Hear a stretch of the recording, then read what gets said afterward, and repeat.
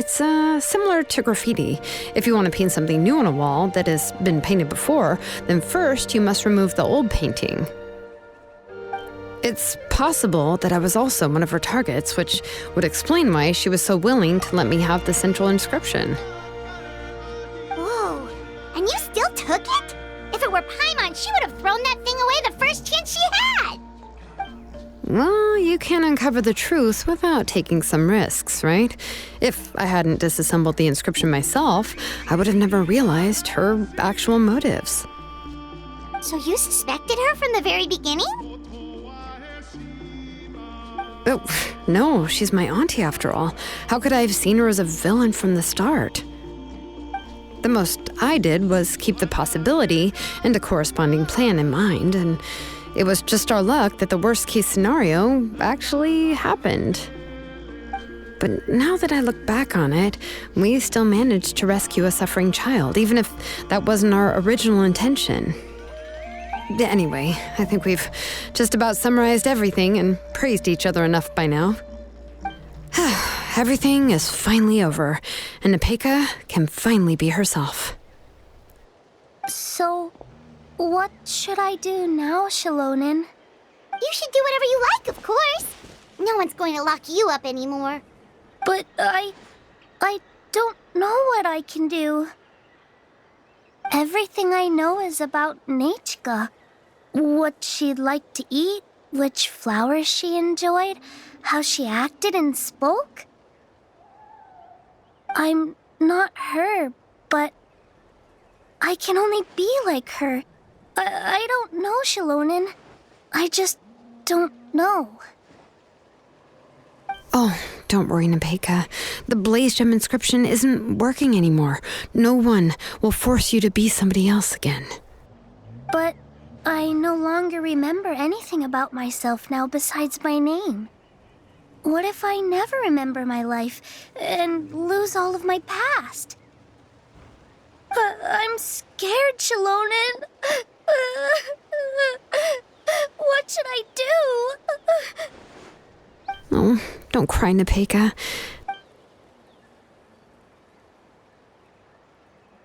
Here, take this. I took some ore from Tlosoi's collection and made this as a mold. A Blaze Gem inscription! You can make them too? Oh, of course not. It's just a pretty piece of stone. Take it. I've engraved your name, Nepeka, on the top. This is your first blessing, the one you received from a pair of people who loved you with all their hearts.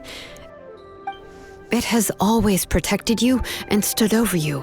For all of past, present, and future, it's never strayed far.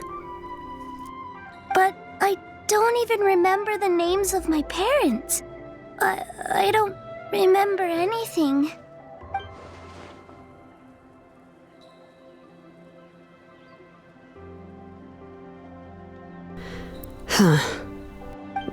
I won't make any big promises and say everything will return to normal. I'm not sure what kind of future you will face.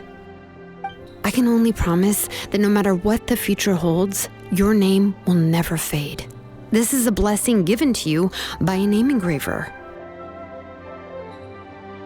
You'll continue to grow and mature as a sapling sprouts upward and becomes a healthy tree, or as birds spread their wings to fly high into the sky. Your name is your starting point, as well as your guide. Remember your name and everything you've experienced, and you'll know how to step into your future.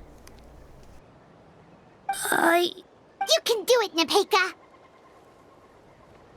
Thank you all. Shalonin, Paimon, and Mr. Traveler. If you really can't come up with what to do, don't worry. Just relax and take it easy. We're from the same tribe after all. If nothing else works, I can always go to the elders and look up your history. And until then, you can stay at my workshop. I can handle another mouth to feed.